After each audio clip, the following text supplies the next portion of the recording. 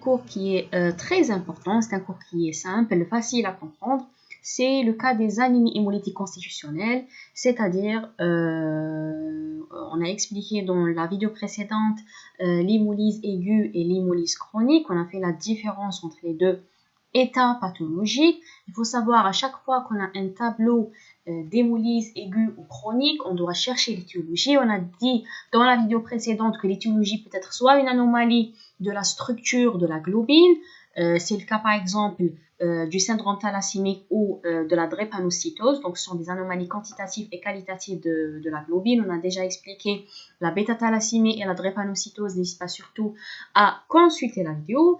Et dans cette vidéo, on va attaquer les deux autres anomalies qui peuvent causer l'hémolyse, que ce soit aiguë, que ce soit chronique, qui sont les anomalies de la membrane des globules rouges. Quand on a une anomalie de la membrane des globules rouges, ce globule rouge devient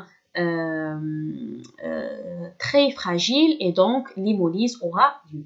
Et on attaquera aujourd'hui aussi les anomalies enzymatiques du globule rouge, notamment le déficit en G6PD. Et si c'est la première fois que vous regardez mes vidéos, c'est pas surtout savoir à la chaîne pour recevoir toutes les vidéos que je poste.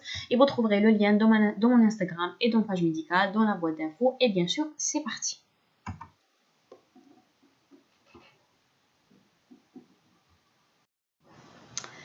Alors, pour que vous soyez organisé dans votre tête, je vous ai dit à chaque fois qu'on a un tableau d'hémolyse aiguë, avec les différents signes d'hémolyse aiguë qui sont les états de choc principalement, d'accord, et un tableau d'hémolyse chronique, ces deux cas sont deux cas pathologiques. Mais il faut savoir que ces deux cas pathologiques ne sont pas comme ça spontanés, ils sont dus à une étiologie donnée, d'accord, à une pathologie donnée.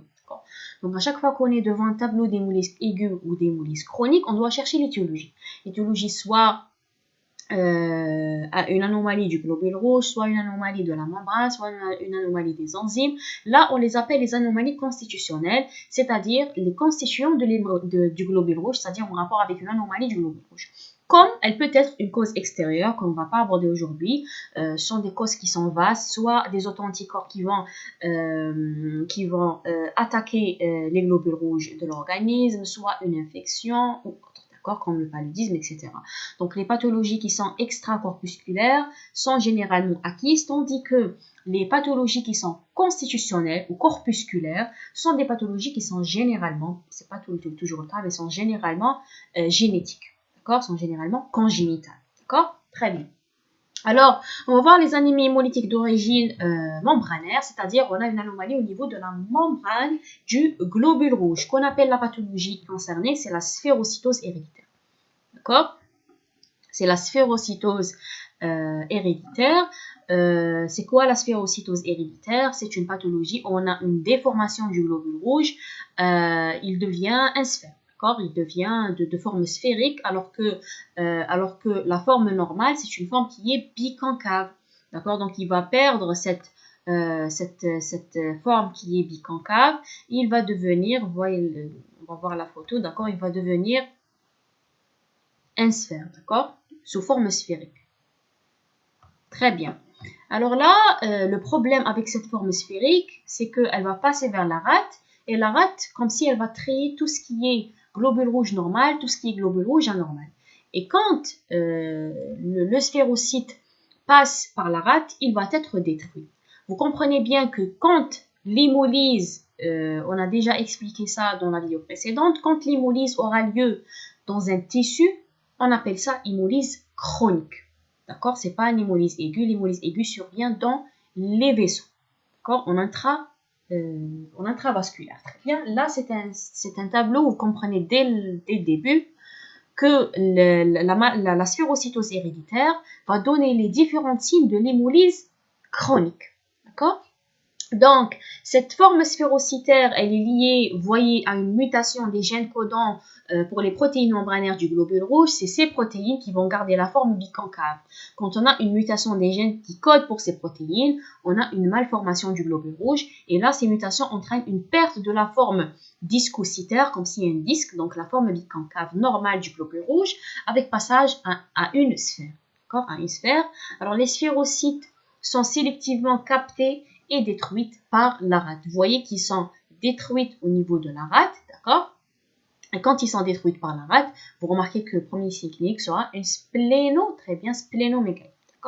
Donc, reconnu habituellement sur l'aspect des cellules sur le frottis sanguin. Donc, sur le frottis sanguin, on va voir cette forme sphérique. Et bien sûr, il y a différentes anomalies de forme, mais on va focaliser un petit peu sur la maladie la plus connue des anomalies membranaires, c'est la sphérocytose héréditaire. Alors, voici les différentes protéines, ça ne nous intéresse pas. Alors, la sphérocytose héréditaire caractérisée donc présence de globules rouges sphériques, perte d'un fragment membranaire responsable de la diminution de la surface du globule rouge. Vous voyez la forme biconcave, elle donne au globule rouge une surface qui est très importante. Quand on a passage à la forme sphérique, on a diminution de la surface du globule rouge, et ce qui nous donne un rapport surface sur volume qui est très diminué, d'accord, par diminution de la surface.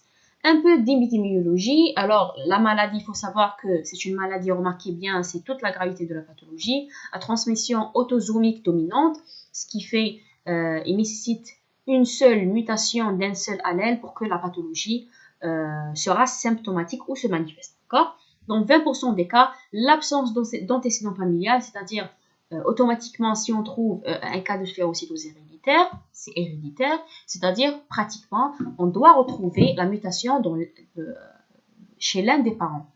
Si dans 20% des cas, on ne retrouve pas des antécédents familiales, là, il y a des hypothèses qu'il y a une mutation de nouveau, c'est-à-dire acquise dans la vie de l'individu, ou bien c'est en rapport avec une transmission récessive dans ces cas. Très bien. Alors, la sphérocytose héréditaire, les signes cliniques, vous remarquez bien, ce sont les signes cliniques de l'hémolyse chronique. Réellement, ce n'est pas les signes cliniques de la sphérocytose. D'accord ? Donc, c'est les signes cliniques de l'hémolyse. Donc, l'anémie, en rapport avec l'hémolyse excessive au niveau de la rate, la splénomégalie et l'ictère. Donc, c'est ça la triade de l'hémolyse chronique. Donc, ce n'est pas les signes réellement de la sphérocytose. Donc, l'anémie, en général modérée, parfois absente parce que c'est chronique. L'hémolyse, donc on aura la splénomégalie. D'accord ? Et on a, bien sûr, l'ictère, c'est en rapport avec l'hémolyse et la libération de la bilirubine indirecte. Donc, qui dépasse la capacité du foie à faire la conjugaison. Alors, quand on retrouve les signes de l'hémolyse chronique, on doit chercher l'étiologie. Bien sûr, quand on fait un simple frottis sanguin, un simple frottis sanguin, on va retrouver ces sphérocytes. Donc, vous voyez ces sphérocytes. Là, ils vous disent donc color darker than surrounding red blood cells. Donc, vous voyez qu'ils sont plus foncés que les globules rouges qui sont normales. Et shape brown no central pallor zone. Donc, vous remarquez que le globule rouge normal a une zone qui est pâle au milieu. Donc là, ces sphérocytes n'ont pas cette zone pâle. Vous voyez qu'ils sont plus petites par rapport au globule rouge normal. Très bien. VGM normal ou diminué. Bien sûr, là, c'est un test qui est très important. Résistance diminue aux solutions hypotoniques. Je vous ai dit, quand il y a un problème au niveau de la membrane du globule rouge, il devient fragile. Donc, il devient moins résistant aux solutions hypotoniques par rapport au globule rouge qui est normal. Donc, ce test est positif dans 80% des cas. Ça veut dire dans 20% des cas, le test est négatif. Donc, ça n'élimine pas carrément le diagnostic. Donc, on va expliquer un petit peu ce test. Donc, quand on pose les globules rouges, nos globules rouges, dans une solution hypotonique, d'accord, la lyse, voici l'indice de la lyse. La lyse des globules rouges normales débute aux alentours de 0,5% de la concentration de sodium. D'accord? Mais quand on a la sphérocytose, la lyse donc, débute vers, vous voyez, 0,7. 0,7, 0,65, ce qui fait que ces globules rouges chez ce patient sont plus fragiles que les globules rouges d'un patient qui est normal. Très bien. Bien sûr, déformabilité diminuée, courbe des indices de déformabilité, donc hectacytomètre, c'est un test qui étudie la déformabilité diminuée, ça c'est un détail en plus je pense, et ils vous disent que c'est une meilleure méthode de diagnostic spécifique et sensible. quand ils ont une forme sphérique, ils ont moins de chances d'être déformables, d'accord? Par rapport, ils ont une déformabilité qui diminue par rapport au globule rouge qui est concave, qui peut bien sûr être déformé, et c'est pour ça que les globules rouges n'ont aucune difficulté à passer dans les petits vaisseaux, c'est grâce à cette déformabilité. Très bien.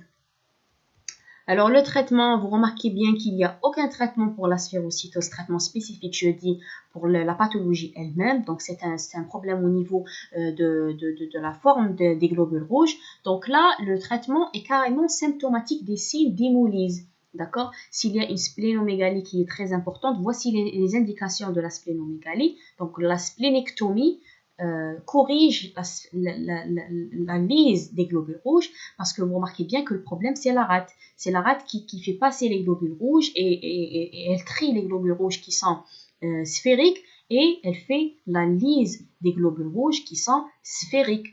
Donc, si on fait la splénectomie, donc ça va corriger l'anémie, d'accord? Ça va corriger l'anémie parce que l'hémolyse va diminuer, mais elle ne va pas corriger l'anémie des globules rouges, d'accord? Donc, c'est pas un traitement spécifique, c'est un traitement purement symptomatique. Et voici les indications. On ne fait pas la splénectomie, tout le temps. Donc, si un patient symptomatique, besoin de transfusion, mauvaise tolérance de l'anémie avec asthénie, etc. Et pour éviter la formation des calculs biliaires et les crises d'érythroblastopénie, c'est les pigments biliaires qui font que les calculs vésiculaires vont se former. Et bien sûr, l'âge à retarder après l'âge de 4 ans. Et bien sûr, si on fait la splénectomie, donc on doit faire la prévention, la prévention des infections à germes encapsulés par la vaccination. Ça, c'est clair. Surtout le pneumocoque. Très bien.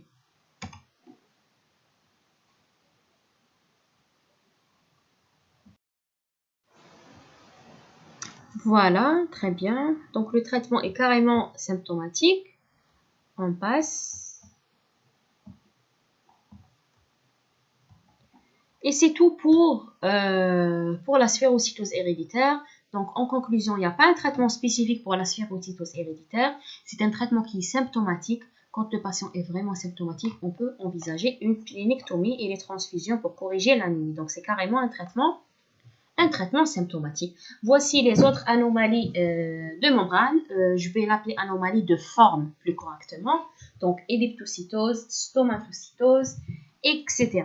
D'accord? Très bien. Maintenant, on passe au deuxième chapitre, au deuxième cas plutôt, c'est les anomalies des enzymes. Vous remarquez bien qu'à l'intérieur du globule rouge, il y a des enzymes, notamment le G6PD, d'accord, glucose 6-phosphate déshydrogénase, c'est-à-dire il va enlever, il va faire la déshydrogénation, disons, donc glucose 6-phosphate déshydrogénase, donc il va enlever un hydrogène de cette molécule, donc glucose 6-phosphate, très bien, et la deuxième enzyme, c'est pyruvate kinase, d'accord, pyruvate kinase, qui est une enzyme aussi très importante. Sans rentrer dans les différents détails, l'essentiel qui sont deux enzymes qui rentrent dans la voie de l'oxydation, qui préviennent l'oxydation, d'accord, et qui sont très importantes pour que le globule rouge résiste 120 jours en moyenne. S'il y a une anomalie au niveau de ces enzymes, on aura la chaîne d'oxydation qui sera excessive, le globule rouge devient fragile et là, l'hémolyse sera très élevée. Généralement, G6PD, il va donner l'hémolyse qui est aiguë. D'accord? C'est toute la gravité de la pathologie, l'hémolyse qui est aiguë. D'accord? Donc, je vous ai dit que G6PD, donc c'est une enzyme qui enlève un groupement hydrogène, qui le donne en NAD. Donc, voici NADP. Il va donner en NADP, ce groupement hydrogène, il va donner NADPH. Et ce NADPH est très important dans la chaîne d'oxydation. Donc, on commence par les animaux hémolytiques par déficit en G6PD. G6PD, donc première et principale enzyme de la voie des pentoses, source de régénération de NADPH. D'accord? Essentiel pour la prévention des dommages liés aux oxydants. Donc, l'exposition à un agent oxydant, dans cette pathologie, il y a des agents oxydants quand la personne est exposée à ces agents oxydants, par exemple les médicaments ou autres, certains médicaments peuvent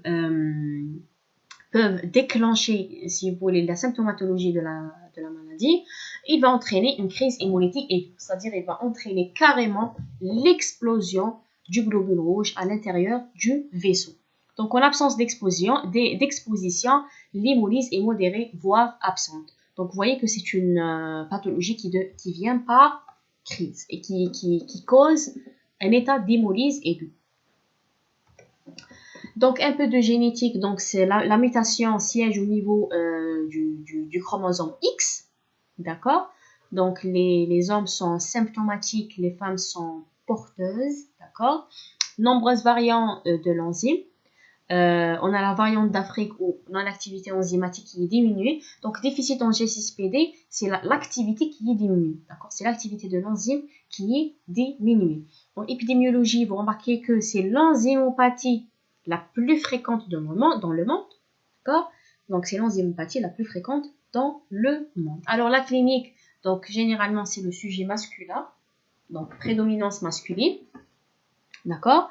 Parfois, on a un épisode d'ictère néonatal habituel, et bien sûr, on a déjà dit que la manifestation clinique de la pathologie, c'est les crises d'hémolyse aiguë. Donc, vous remarquez bien, c'est les signes de l'hémolyse aiguë. Ce n'est pas les signes du déficit, c'est les signes d'hémolyse aiguë.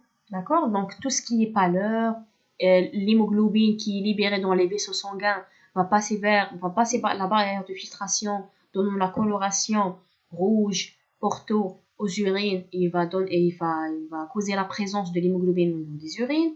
Un ictère en rapport avec l'hémoglobine indirecte, mais apparaît plus tard. Les douleurs abdominales, d'accord? Dorsales, état de choc dans les formes graves, récupération en général. Donc, hémolyse qui apparaît en quelques heures à 2 à 3 jours après l'exposition. Après l'exposition à quoi? À un agent oxydant.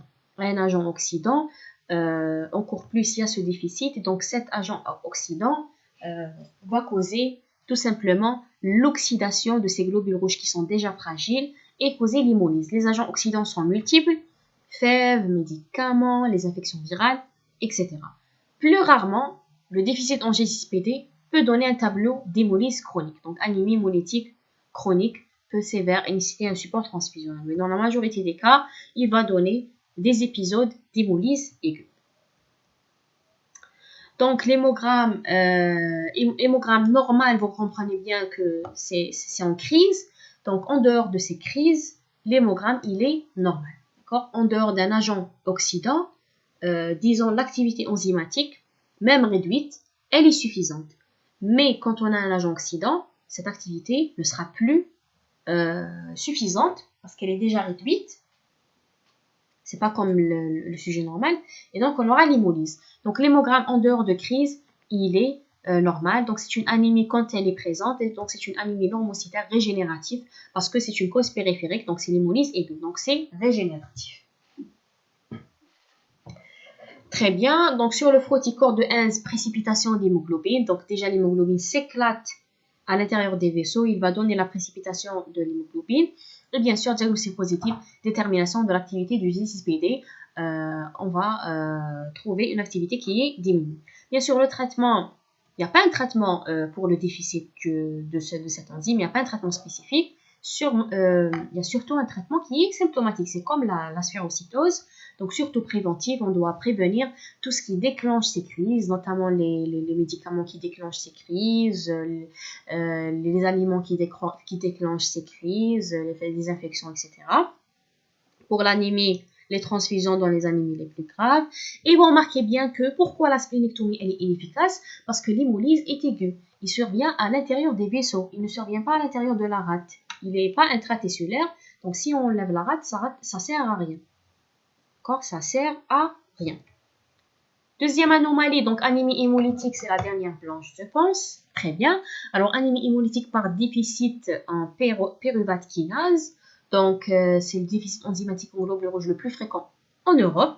Transmission autosomique récessive dans ce cas. Et le tableau d'hémolyse chronique franche, vous remarquez bien que c'est comme G6PD, donc hémolyse, c'est pas hémolyse aiguë, pardon, c'est l'hémolyse chronique cette fois, si avec ictère et splénomégalie actuelle. Donc, c'est les signes d'hémolyse chronique, d'accord?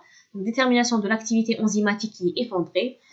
Donc, quand on retrouve, remarquez bien que l'ictère et la splénomégalie, ce n'est pas les signes de déficit en PK. Toujours, j'insiste sur ça, c'est les signes d'hémolyse chronique. Maintenant, pour déterminer l'étiologie, il y a les étiologies qui sont multiples. Quand on a la détermination de l'activité enzymatique du pyruvate kinase qui est effondrée, on sait que c'est la cause de cette hémolyse est chronique, d'accord? Le traitement, c'est purement symptomatique, la transfusion, et bien sûr, si on a l'hémolyse qui est sévère, on peut tenter pour la splénectomie. Voilà, donc c'est un traitement qui est purement symptomatique. Très bien, on a terminé ce petit cours, c'est un cours qui est léger. J'espère que c'était bénéfique pour vous.